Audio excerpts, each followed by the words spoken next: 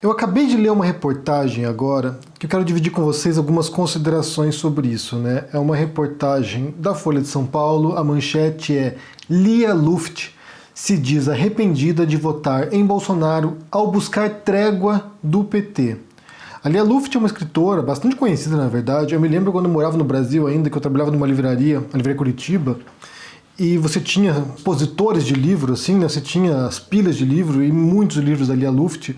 Ela já era uma autora conhecida anteriormente de ficção, de contos, e depois ela começa a fazer umas crônicas para Veja, se não me engano, na época, e umas crônicas quase meio de autoajuda. Tinha um livro lá que era Pensar e Transgredir. A gente estudava na universidade isso, né? Quando eu fiz a pós-graduação em literatura, por exemplo, a gente trabalhava com texto da Lia Luft, então ela é bastante reconhecida. E agora ela vai e reconhece que ela se arrependeu de votar no Bolsonaro. Eu vou ler para vocês aqui um trecho do que ela disse. Te confesso que votei e me arrependi, no Bolsonaro, né? Votei na falta de coisa melhor e me arrependi muito. Não conhecia direito.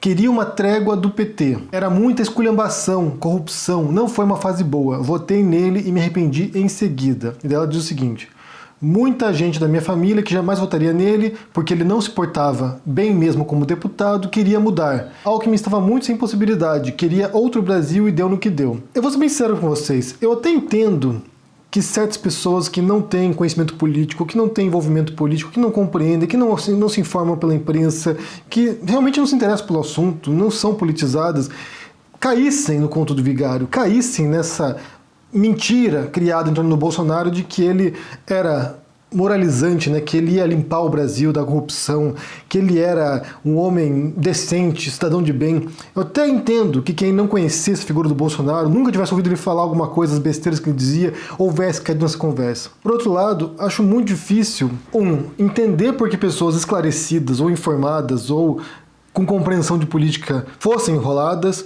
ou dois, talvez seja difícil comprar a desculpa. A gente já falou muitas vezes sobre isso aqui, né? Como todos os sinais estavam dados. Todos os sinais estavam dados. Bastava você parar e ouvir o que ele dizia. Bastava você parar e prestar atenção. Não precisava ser um gênio da política, sabe? Alguém esclarecido, de fato, assim, alguém que consuma livros de política ou que leia jornais com frequência para ouvir e prestar atenção. Uma coisa é quem seguiu na onda, né? Uma coisa é quem foi junto com a massa, que ouviu o tempo todo o nome sendo propagado, sendo proferido e vai na onda. Outra coisa é quem, como a Lia Luft, por exemplo, faz parte de uma elite intelectual brasileira, e ela faz parte disso, é um sobrenome conhecido, tradicional no campo da cultura no Brasil. Alguém da cultura, alguém da literatura, alguém da arte que caia nessa conversa fiada. Eu fiz um vídeo recentemente sobre isso, né, falando um pouco superficialmente sobre as pessoas, né, os artistas, os intelectuais que votaram no Bolsonaro, como era frustrante pra gente saber disso, né, pessoas que você admirava, que você ouvia, e de repente descobrir que essa pessoa é um ignorante político. Porque ela falou que queria mudança aqui. Que tipo de mudança ela esperava? Pra qual direção? Porque, sinceramente, é totalmente legítimo você querer mudança. Então, sim, entra lá um partido, entra lá um governante, depois ele sai, entra outro, e assim vai tendo alternância no poder. Eu entendo o desejo de mudança, eu entendo de querer para outro sentido.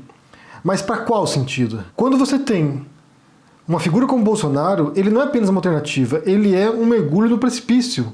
É optar pela sandice, é optar pelo totalmente imprevisível, ou melhor, algo que até é previsível, mas é um previsível pavoroso.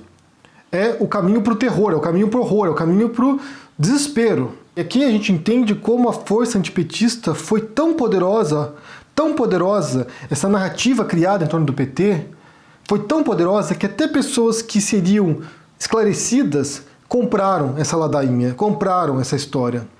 E fizeram de tudo para tirar o PT, mesmo que fosse por o Bolsonaro, que era o mais incompetente e era o mais perigoso de todos os candidatos que estavam lá na eleição. E daí a Lia Luft prossegue, né?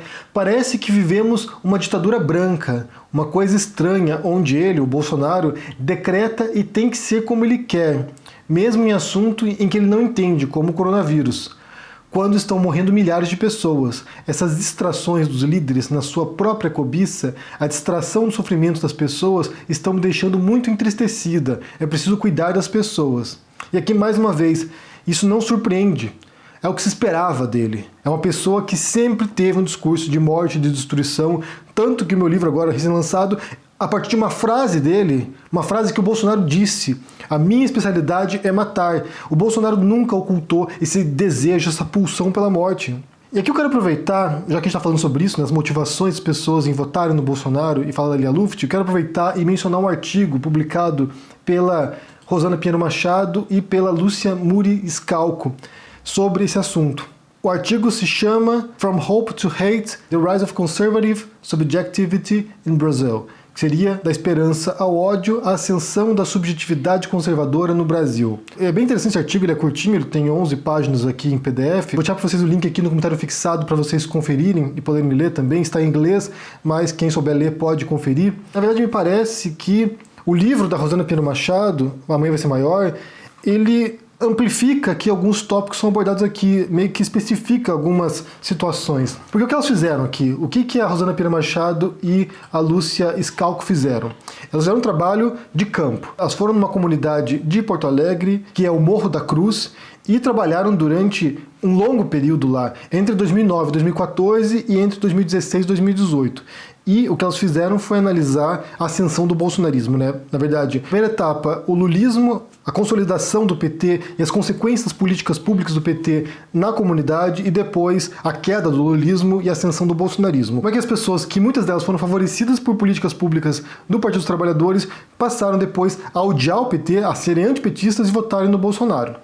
É interessante porque, bem, embora seja um recorte, né, a gente fala de uma comunidade em Porto Alegre, talvez a gente possa extrapolar para outros cenários brasileiros também. Talvez isso nos ajude a compreender de maneira mais ampla o que se deu no Brasil com os moradores de periferia. Por que essas pessoas passaram a odiar tanto o PT assim? Então o artigo é dividido em duas partes aqui. Tem a parte da esperança, né, a hope, e tem a parte do hate, que é o ódio. Quando eles falam da esperança, o ponto que a Rosana e a Lúcia batem nesse artigo, né, que também, como disse, está no livro da Rosana Pinheiro Machado, Amanhã Vai Ser Maior, é a questão do consumo. Como a possibilidade de consumo dessas pessoas, desses moradores da periferia, embora não tenha aberto a perspectiva de ascensão social para essas pessoas, ou seja, elas não tinham a menor perspectiva de poder estudar numa universidade melhor, de poder abrir uma empresa, de poder ascender socialmente, mas o fato de elas poderem comprar certos bens de consumo, certos itens de marca, muitas vezes, o fato de elas poderem, pela primeira vez na vida, terem acesso a esses produtos, faziam com que elas se sentissem gente, mais gente.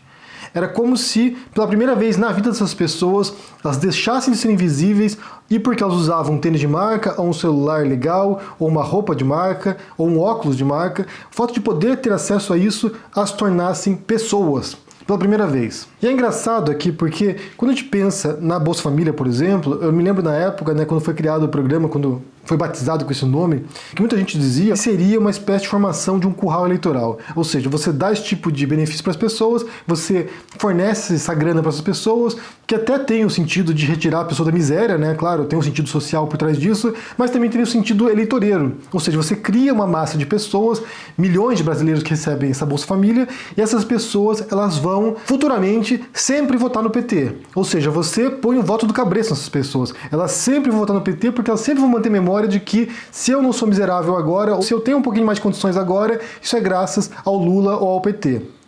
E o que elas mostram aqui, a Lúcia e a Rosana, é justamente o contrário, na verdade. Junto com esse acesso a esses bens de consumo, o que teve também foi um processo de despolitização das pessoas. Ou seja, houve uma corrosão dessa base eleitoral, o PT simplesmente, bem, deu dinheiro, né, deu acesso ao consumo, mas ao mesmo tempo deixou de trabalhar com a base. Tem de lembrar, por exemplo, da fala do Mano Brown durante uma convenção do PT, em que voltar para a base era basicamente isso. O que o PT fez foi abandonar a base. Simplesmente achou que, ao fornecer esse tipo de condições para as pessoas, talvez isso levasse a um resultado eleitoral posteriormente. E não foi o que aconteceu. Eles abandonaram a base. E aí houve esse acesso, ao mesmo tempo que não houve um acesso a uma consciência política. Então as pessoas sentiam gente pela primeira vez, mas com base nesse consumo, não com base em acesso a certas condições culturais ou sociais que as permitissem, a longo prazo, ascender socialmente. É um tipo de recompensa imediata.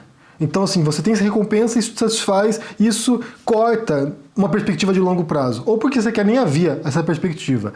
E daí você tem, durante alguns anos, esse tipo de ascensão social, né, dessa nova classe média, como se chamava, e depois, em 2014, começa a crise. E com essa crise, há uma perda desse acesso ao consumo e, no lugar disso, surge o ressentimento. Ontem eu falei sobre Schopenhauer, e Schopenhauer tem uma frase que é: só a dor é positiva. Tem um ensaio dele que é muito bom, que se chama As Dores do Mundo, no qual ele fala sobre isso, no qual ele explica essa noção, né, de que só a dor é positiva. E isso é corroborado pela psicologia também. Se vocês lerem o livro do Daniel Kahneman, Rápido e Devagar, ele fala sobre isso, como a perda, como a dor, ela é muito mais significativa pra gente do que a vitória, do que o acesso, do que poder comprar. Então, assim, a alegria que a gente tem ao comprar um produto, ela é muito menor do que a tristeza que a gente tem de perder esse produto. E aqui a Rosana e a Lúcia contam sobre isso, né? Como muita gente que mora na periferia foi roubada, por exemplo, e pode perder esse bem de consumo, né? Um celular caro, que elas gastaram muita grana para isso, uma grana que muitas vezes nem sequer tinham, às vezes tinham um empréstimo para comprar um celular. O fato de perder esse produto criava uma sensação de ódio que era muito superior à sensação de esperança lá inicialmente, a sensação de satisfação. Então, nesse ressentimento, nesse vácuo dessa perda, começa a surgir uma noção de que é preciso trocar tudo que tá aí. E aqui a gente volta na sensação da Lia Luft, embora não seja a periferia, né, é uma outra classe social, é um outro tipo de universo da Lia Luft, tem a ver com essa noção, né? Ah não, o PT não dá mais, tem que trocar, não deu certo. E aí você tem na periferia pessoas que se sentem assim também, não deu certo, volta que não deu certo, vamos procurar uma outra resposta. E a resposta que surge, e aí vem na oposição do PT, que é o Bolsonaro. E daí vem com essa retórica da violência, da morte, da pulsão da morte, da arma, da resposta agressiva contra as agressões. Se o mundo é agressivo, se a periferia é perigosa, se você é assaltado, se você é roubado, se você é vítima de alguma violência, o único modo de reagir a isso é com mais violência. Então vem o Bolsonaro com as suas armas, né, propondo ou prometendo acesso livre ao cidadão de bem de comprar e ter uma arma em casa. Como se o fato de ter um revólver em casa fosse te proteger de alguma coisa. Como se fosse te empoderar, vamos dizer assim, contra o mundo perigoso que tem lá fora. E aqui, nesse artigo, assim como no livro da Rosana, você vê como há uma cisão nesse momento, né? Desse período em diante, 2016 em diante, tem uma divisão que se dá entre os homens da periferia, nesse caso, e as mulheres da periferia. As mulheres da periferia, em grande parte, eram contra o Bolsonaro. Muitas delas reconheciam que a ascensão social delas, ou a saída da pobreza, era devido ao PT. Já os homens, ressentidos, fragilizados com esse novo cenário agora de perda das conquistas que tiveram, sentem que numa figura forte como o Bolsonaro, né, forte entre aspas, né, uma figura que parecia ser forte, porque é o tempo todo batendo boca com as pessoas, o tempo todo ameaçando as pessoas, querendo provar que é machão, a arma na mão, né, a arminha, faz a arminha que passa. Ao olhar uma figura que parece forte nesse patriarcado, nessa estrutura patriarcal que ainda é muito entranhada no Brasil, é determinante de relações no Brasil, esses homens fragilizados têm que buscar uma resposta que passe por essa figura masculina. Isso não quer dizer que mulheres da periferia não votaram no Bolsonaro, porque também teve, mas em grande parte isso se deu justamente por essa divisão. Por um lado, uma resistência feminista muitas vezes, de jovens mulheres da periferia que se reconhecem como feministas, e do outro lado, homens que queriam estar armados porque ter arma seria, de certo modo, uma confirmação da masculinidade. E, de fato, tem um fator psicológico por trás disso. Psicológico e social e histórico, né, da arma como um símbolo de masculinidade, como uma extensão do falo. E um outro ponto que elas mencionam aqui, e que elas reforçam bastante, é a noção do vagabundo, né, que é um termo usado pelo Bolsonaro para denominar aquele pobre que não trabalha e que comete crimes. E aí esse vagabundo, ele tem um sentido mais genérico que vai para outras pessoas, né? Para gays, para militantes do PT, para esquerdistas, ou seja, é um termo meio guarda-chuva também que engloba muitas categorias. Mas basicamente seria o que não trabalha e que se envolve com crime. E daí o jovem da periferia, que seria vagabundo na cabeça do Bolsonaro, é importante reconhecer isso, quer se distinguir do vagabundo. Então, assim, o vagabundo é o outro, não sou eu. Ele passa a encampar um discurso que tem, de fato, essa lei e ordem, né? Essa linha dura contra os criminosos, sendo que essa própria pessoa vai ser vitimada por esse tipo de discurso. Depois elas analisam a parte da campanha eleitoral também e como vai virando uma bola de neve, vai virando uma onda mesmo. Então, assim, muita gente falando, muita gente comentando. O candidato do PT, que era o Haddad, bastante desconhecido fora do eixo Rio-São Paulo ali, em certas regiões do Brasil ninguém sabia quem era o Haddad, daí você tem uma bola de neve que vai reforçando o nome do Bolsonaro e se torna o único candidato viável para essas pessoas, porque é o único que tem uma retórica, um discurso que parece, em tese pelo menos, que vai solucionar os graves problemas sociais que eles se encontram, da violência urbana, dessa pobreza que retorna de uma maneira diferente. Muitos dizem que a situação era muito pior do que antes da ascensão social do PT. Então, assim, são forças de ressentimento, que são as forças muito parecidas em certos elementos com o que aconteceu nos Estados Unidos. De certo modo, o ponto explorado pelo Trump é um ponto muito parecido ao que foi explorado pelo Bolsonaro. Trump explorou uma classe média empobrecida nos Estados Unidos, de brancos. O Bolsonaro explorou uma classe média também, o ressentimento da classe média, mas também conseguiu chegar também aos moradores da periferia. Muitos dos quais, como diz o artigo aqui, foram anteriormente beneficiados por políticas públicas do PT. E essa é a grande contradição. Como eu disse no começo aqui, muitos imaginavam que o Bolsa Família seria um cabresto eleitoral, e no final das contas não. Muitos que foram beneficiados com isso pensavam que toda a culpa do mal do Brasil era do PT. Eu quero ler um trechinho aqui, olha, diz o seguinte: ao adotar uma narrativa conservadora e populista, Bolsonaro ofereceu soluções simples para problemas complexos no meio de um colapso político e econômico. E é basicamente o que a gente falou muitas vezes aqui. O Bolsonaro veio com respostas simples, compreensíveis, com repetições de bordões toscos, sem sentido e que caía bem na população. Como você tem uma população que não tem esse conhecimento da política, que não tem esse envolvimento com a política, as bobagens que o Bolsonaro repetia diariamente caíam como se fossem verdades. Entravam na mente de maneira irrefletida. Simplesmente as pessoas compravam isso como se fosse possível fazer o que ele prometia. E mais uma vez, também uma tática trumpista. O Trump fazia isso sob recomendação do Steve Bannon, que foi o estrategista-chefe da campanha do Trump. Repita slogans simples. Não complique as coisas, não explique as coisas. Jogue essas mitadas, jogue essas mensagens, sabe, simplificadas, porque é assim que você atingir a população. Então, para concluir esse vídeo aqui, repito, eu até entendo que quem não é politizado caiu nessa ladainha, porque a pessoa não tem obrigação de entender de política. Bem, seria um pré-requisito, né, na democracia, para você votar, você deveria entender um pouquinho, né, mas ninguém tem a obrigação de ser um grande conhecedor de política. Mas, por outro lado, quando você tem uma elite como a Lia Luft, essas pessoas, é muito mais difícil justificar o erro do que é para alguém despolitizado. Eu quero saber o que vocês pensam sobre esse assunto aqui, sobre a desculpa dada pela Lia Luft, se você compra essa desculpa ou não, né? Se te parece razoável dizer que ela queria mudar as coisas. Bem, mudou, né? Mudou para bem pior, né? Você tem agora um cenário que é, sabe, catastrófico. E também sobre esse artigo da Rosana Pinheiro Machado e da Lúcia Scalco, recomendo que vocês leiam aqui, quem souber falar inglês, porque é bem interessante, pincela certos aspectos que são mais explorados na minha leitura, pelo menos no livro da Rosana Pinheiro Machado, Amanhã Vai Ser Maior. Diga o que vocês pensam aí no comentário, deixe joinha, assine o canal, ajude no Apoia-se. Confira o meu livro que está na pré-venda agora na Cota Editorial e também disponível na Amazon, que é Minha Especialidade é Matar, sobre o Bolsonaro, né, sobre esse 1 ano e meio do Bolsonaro e os absurdos que a gente viu. E também até sábado agora, você tem de graça na Amazon o meu livro Romance Policial, O Covid dos Inocentes. Confira e a gente se vê por aí. Abraço e até mais. Tchau!